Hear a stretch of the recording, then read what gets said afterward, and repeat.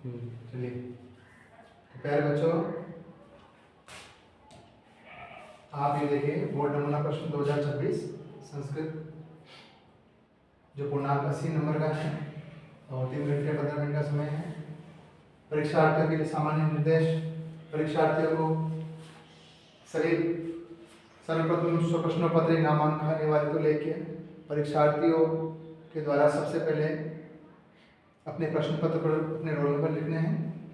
सभी प्रश्न करने अनिवार्य हैं। सभी प्रश्नों के उत्तर आपको उत्तर पुस्तिका में ही लिखने हैं। एक प्रश्न के सभी खंडों के उत्तर आपको एक ही स्थान पर लिखने हैं, अलग अलग स्थान पर नहीं लिखने हैं। यदि प्रश्नों को आप क्रमशः करेंगे तो और भी अच्छा रहेगा। और सर्वेषां प्रश्नानाम् उत्तराणि संस्कृत माध्यम में नहीं बोलेंगे, यानी सभी प्रश्नों के उत्तर आपको संस्कृत भाषा में ही लिखने हैं, संस्कृत माध्यम में ही लिखने हैं। सबसे पहले आपके खंड में बहुविकल्पात्मक प्रश्न आएंगे, जो लगभग 17 आएंगे, 17 मार्क्स के लगभग। इसमें हम हल करेंगे सबसे पहला सूची पर्यावरण, जो हमारा पहला पाठ है। उस पाठ के अनुसार केशां माला रमणीय, सूची पर्यावरण पाठानुसारेण केशां माला रमणीय। आप जल्दी से इसके उत्तर देंगे, जल्दी से आपको समय मिलेगा 3 से 4 सेकंड का। तो मौक्तिकानाम, रूपकानाम, पुष्पाणाम या ललित लतानाम। तो बताओ, मोतियों की माला, रुपयों की माला, पुष्पों की माला या ललित पत्तों की, ललित लताओं की माला। तो इसका उत्तर क्या रहेगा? ललित लतानाम, ललित लतानाम माला रमणीय।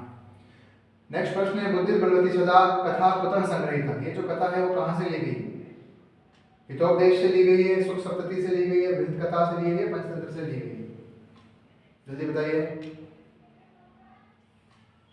सुख सप्तति से ली गई। ठीक है। सर्वेषु उपत्येषु जननी कीदृशी भवति।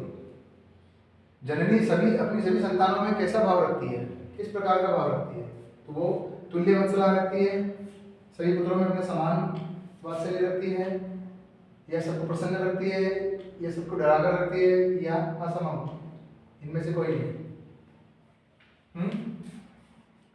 असमान रूप से रखती है, यानी भेदभाव रखती है, ऐसा कुछ है क्या? नहीं ना, वो तुल्य वत्सला, यानी ये जो माता होती है वो अपने पुत्रों में समान, सभी पुत्रों में समान वात्सल्य, समान प्रेम रखती है।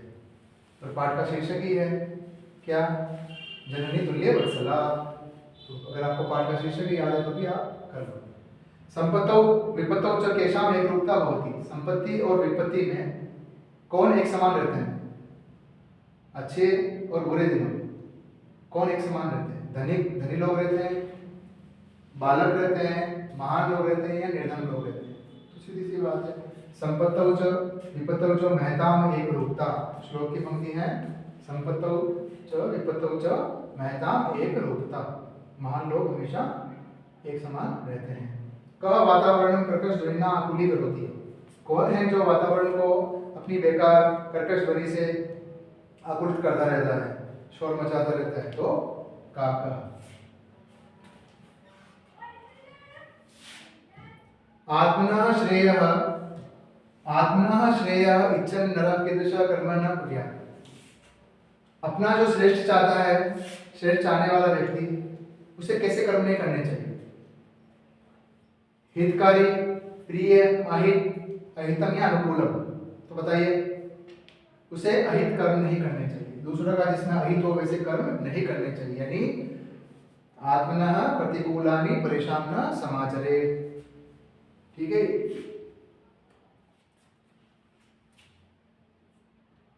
जो हमें अपने लिए प्रतिकूल लगे वैसा आचरण हमें दूसरों के साथ नहीं करना चाहिए, इसलिए हमें किसी का अहित नहीं करना चाहिए। विशीर्णा गृह सोपान मार्गाः रेखांकित पदस्य प्रसंगानुसारम् अर्थम किम। विशीर्णा गृह सोपान मार्ग, गृह सोपान मार्ग विशीर्ण हो गए हैं, तो इसका अर्थ क्या रहेगा? सटीक अर्थ क्या है? भ्रष्ट हो गए हैं, नष्ट हो गए, विलुप्त हो गए, विशिष्ट हो गए।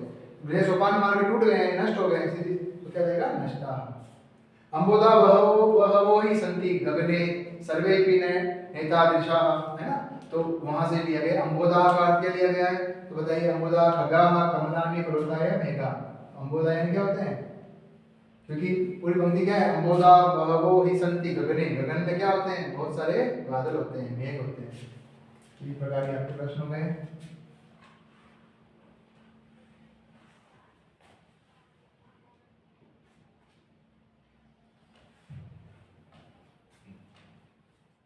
आगे देखेंगे आप। प्रकृति एव इत्यस्य संधिपदम किम? प्रकृति एव इत्यस्य संधिपदम किम? तो आप देखेंगे प्रकृति धन एव, ये क्या हो गया? विसर्ग हो गया। विसर्ग यदि आ के अलावा किसी भी स्वर में हो, यानी ई में, ऊ में, री में, ए में, ऐ में, ओ में, तो वहां पर ऋतु संधि होती है। यदि बाद में पहला दूसरा और श नहीं हो तो यहाँ पर क्या हो जाएगा? ऋतु संधि लागू हो रही है तो ऋतु होके क्या हो जाएगा? विसर्ग का र हो जाएगा और र आगे जाके ए में जुड़ जाएगा, तो क्या हो जाएगा? प्रकृति रही है। संचरणम, संचरणम देखो किसको हुआ है? यहाँ पर किसको हुआ है? अनुस्वार को हुआ है। तो समचरणम सबसे पहले सम उपसर्ग है, क्योंकि बाकी तो उपसर्ग होते ही नहीं है ना। सम उपसर्ग होता है, इस प्रकार के कोई उपसर्ग नहीं होते हैं। तो सम उपसर्ग के जो मां को अनुस्वार हुआ, अनुस्वार के बाद परश्रवण हो गया। कौन सा हो गया? परश्रवण। संधि का क्या नाम हो गया? परश्रवण। ठीक है, परश्रवण संधि हो गई। तो सबसे पहले तो मां को क्या हो गया था? अनुस्वार हो गया था, और अनुस्वार के बाद में क्या हो गया? बाद वाले का पंचम अक्षर। बाद में कौन सा वर्ग है? चवर्ग। तो चवर्ग का पंचम अक्षर क्या होता है? न्या। ठीक है, और आगे शेष हिस्सा क्या है? चरणम। तो क्या हो जाएगा? संचरणम। ठीक है,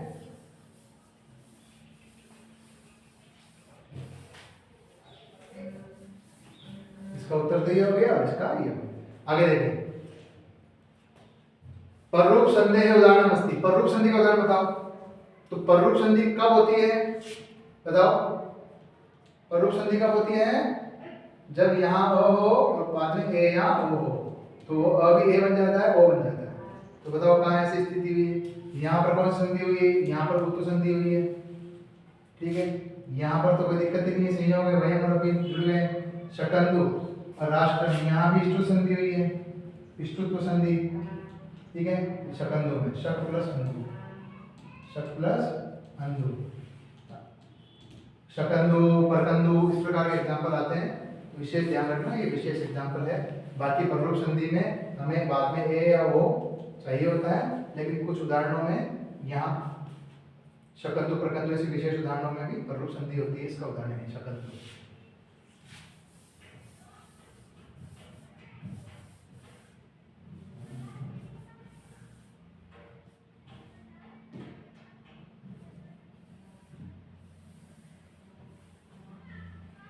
उपग्रामों में कौन सा समास है? उप आ गया, उप अभी आगे आ गया, अभी आगे हो तो विभव समास हो जाता है, कोई दिक्कत नहीं है, सिंपल सी बात है, विभव समास हो गया।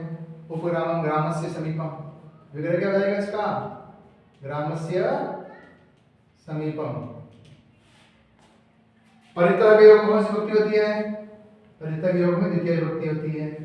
ठीक है, परितः, अभितः, अभितः, परितः, समया, निक्षा, इस प्रकार आप देख सकते हैं। प्रति, है ना, और भी है। इनके योग में कौन सी होती है?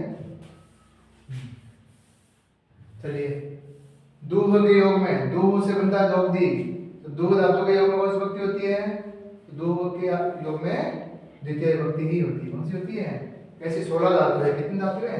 16 धातु है, जिसमें दूह, याच, पच, इस प्रकार की 16 धातु है। दूह, याच, पच, दंड। ठीक है, शाजी, ब्रू, मत, नी, री, क्री, वह, इस प्रकार के दो, याच, पच, दंड, रुद्र, पच, ची, ब्रू, शाज, है ना, इस प्रकार की 16 धातुएं जो होती हैं उनमें द्वितीय विभक्ति होती है। अंग विकार में, अंग विकार में कौन सी विभक्ति होती है? तो आपको बताइए, अंग विकार में तृतीय विभक्ति होती है। ठीक है, अंग विकार जैसे अक्षणा, कानः, शिक्षा, कलवाटः, है ना, इस प्रकार से। गृहम गम्यते, पूर्णियम, समुचित पदम किम। तो देखो, गम्यते कौन सा वाच्य आ रहा है? कर्म या भाववाच्य आ रहा है, कर्मवाच्य का वाक्य है ये। यते, यते, यन्ते हम जो लगाते हैं मूल धातु में, तो सीधी सी बात है, कर्ता में कौन सी विभक्ति होती है? कर्ता में तृतीय विभक्ति होती है। कौन सी होती है? तृतीया। तो तृतीया का पद कौन सा है इसमें? मया। इस प्रकार ये हो जाएगा अहम गृहं गम्यते। ठीक है। अगला देखो, मम पिता प्रातः कितना है? 15 मिनट, तो सपाद। ठीक है, 15 मिनट अधिक हो तो क्या लिखते हैं? सपाद। ठीक है, और आधा घंटा हो जाता है तो 60, और फिर 15 मिनट कम होते तो पाद होना, पाद होना है, एक पाद कम है। फिर देखिए तो यहाँ क्या हो जाएगा? सपाद। तो सपाद कितने हैं? 5 है, तो सपाद पंच का ही है, सपाद पंचवाद। ठीक है, फिर देखिए आप आगे, आज्ञापयतु भवन्तः, आज्ञापयतु भवन्तः। यहाँ क्या दिया? आज्ञापयतु। तो ये कौन सा है? पठतु की तरह प्रथम पुरुष एकवचन का है, प्रथम पुरुष एकवचन का है ना, लेकिन भवन्तः क्या है? बहुवचन का है। तो हमें क्या करना होगा? एक वचन का ही कर्ता देखना है। तो कौन हो जाएगा? भवान, भवान भवन्तो भवन्तः। ठीक है, ये होगा नहीं, ये द्विवचन का है, ये होगा नहीं, ये होगा नहीं। ठीक है, तो इसका मतलब क्या हो गया? भवान, भवान आज्ञापयतु, इस प्रकार से।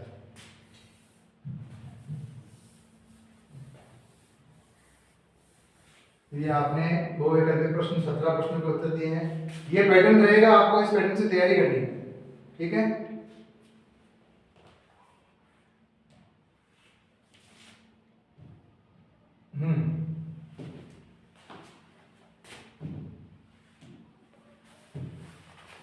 अब देखिए, शंख प्लस अनियर, तो सीधी सी बात है, पट प्लस अनियर पटनीय बनाया, या शंख प्लस अनियर शंखनीय बनाया, लेकिन हम चलेगा किसके हिसाब से? जिसके लिए कहा जा रहा है। त्यादरा कौन सा लेंगे? पुल्लिंग है, तो यहाँ क्या हो जाएगा? शंखनीय। क्या हो जाएगा? शंखनीय, ऐसा बना सकते हैं, या फिर आप इसकी तरह शंखनीय ऐसा बना सकते हैं। ठीक है, शंखनीय स्त्रीलिंग में बनेगा शंखनीय, नपुंसकलिंग में शंखनीय। यहाँ अत्याग्रह है, ठीक है, एक वचन का है, पुल्लिंग है, तो शंखनीय आएगा। अच्छा, बालानाम रिक्त स्थान कह न जानाति, तो चपल प्लस त्व, जब भी त्व प्रत्यय लगता है तो वहां उसको हो जाएगा त्वम। क्या हो जाएगा? तुम ये बताया गया था, तो क्या हो जाएगा? चपलत्वम। क्या हो जाएगा? चपलत्वम। ठीक है, अब देखो यहाँ देखो, शक्ति सदा भवति, किसके बारे में बात की जा रही है? शक्ति के बारे में बात की जा रही है। शक्ति कौन सा लिंग है? स्त्रीलिंग। अब बल प्लस मतु क्या बनता है? बलवान। क्या बनता है? बलवान। स्त्रीलिंग में क्या बनता है? बलवती, और नपुंसकलिंग में क्या बनता है? बलवत। अब होगा क्या यहाँ पे? तो शक्ति सदा बलवान होगा या बलवती होगा? तो जिसके लिए आ रहा है, शक्ति के बारे में, शक्ति की विशेषता बताई जा रही है, तो क्या रहेगा? बलवती। ये आपको परीक्षा में ध्यान रखना होता है, केवल प्रत्यय लगाना ही नहीं है, प्रत्यय को लगा करके उसको वाक्य में सुसंगत बैठाना ही सही उत्तर होगा। कुशलस्य महाराजस्य, कुशलम महाराजस्य, तो एक उक्ति आई थी लव कुश वाले पाठ में से, तो वहां बोलता है अपि कुशलम महाराजस्य। इस प्रकार अभय का प्रयोग किया जाता है, तो यहाँ रहेगा अपि, यानी महाराज कुशल तो हैं, ये भगवान राम के लिए कुश और लव पूछ रहे हैं कि अपि कुशलम महाराजस्य। ठीक है, योजक दुर्लभ, यहाँ पे योजक तथा दुर्लभ, ये भी आपके उसमें से दिया हुआ है। किसमें से दिया हुआ है? योजक तथा दुर्लभ, जो कहते हैं कि कोई भी चीज व्यर्थ नहीं होती है, खाली बताने वाला ही दुर्लभ है।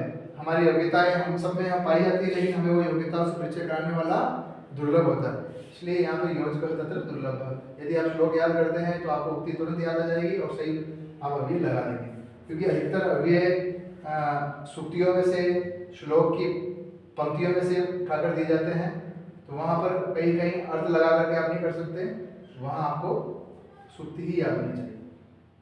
ठीक, एक ये भी आया श्लोक में से, एक डेश खगोमानी, तो एक एव खगोमानी वने वसति चातक, एक ही है जो स्वाभिमानी का पक्षी है, जो वन में रहता है, उसका नाम है चातक। ठीक है, ये बड़ा स्वाभिमानी पक्षी होता है। तो यहाँ भी ये भी उक्ति आई है श्लोक में से, एक एव खगोमानी वने वसति चातक, पिपासितो म्रियते वा याचते वा पुरंदरम, वो प्यासा मर जाता है लेकिन याचना केवल इंद्र भगवान से करता है। तो इस प्रकार ये श्लोक में से दिया गया है। अगर आप ज़्यादा श्लोक याद करेंगे तो देखो, श्लोक याद करने से आपके अभी ये प्रश्न सही हो रहे हैं, कहाँ याद किया, कहाँ उत्तर सिद्ध है, तो ये अपनी अपनी मेहनत पर डिपेंड करता है। ठीक है, ये उत्तर भी चेक कर सकते हैं, आगे उत्तर दिए हैं सारे।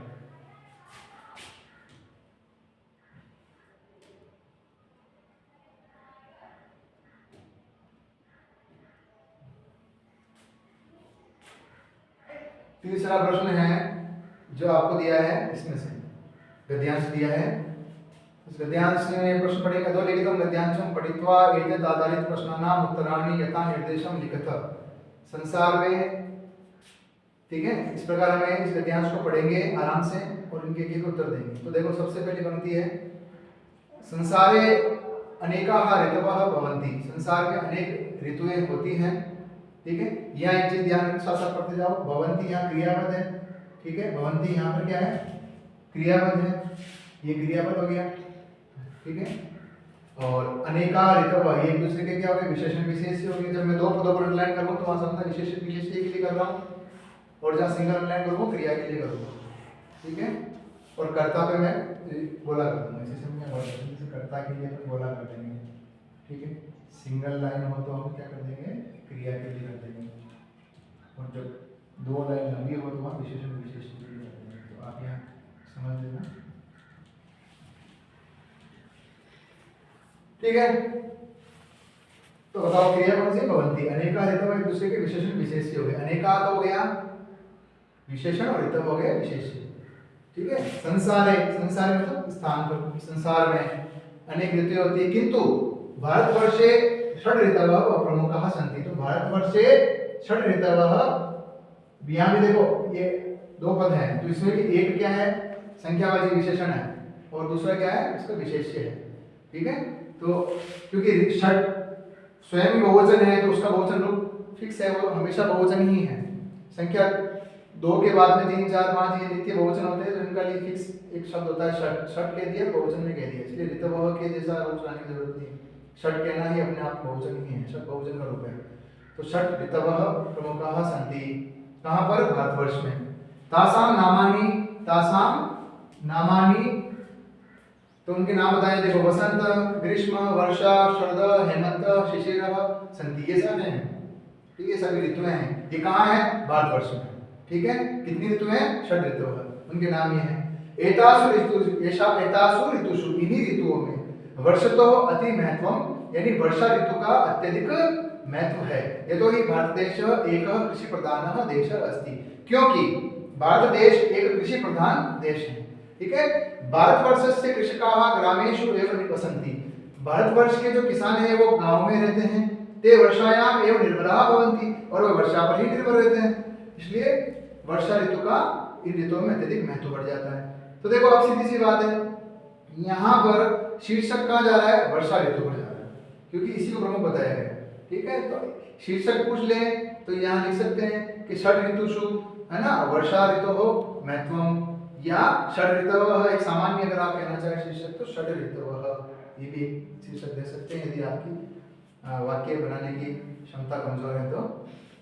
फिर देखिए, ग्रीष्म तापेन संतप्तो एवं लोकः वर्षा समय सुखानुभवं करोति। देखो भारत में गर्मी बहुत पड़ती है, आपको बताइए उत्तर भारत में विशेषतः, तो ग्रीष्म के ताप से संतप्त ये जो लोक है, ये संसार है, वर्षा के समय में विशेष रूप से सुख का अनुभव करता है, सुख का अनुभव करता है। कृषकाः बलिवर्धान संयोज्य, कृषका बैलों को जोड़कर क्षेत्र कृषणम आरभन्ते, खेती करना शुरू कर देते हैं, खेत जोतना शुरू कर देते हैं। इसको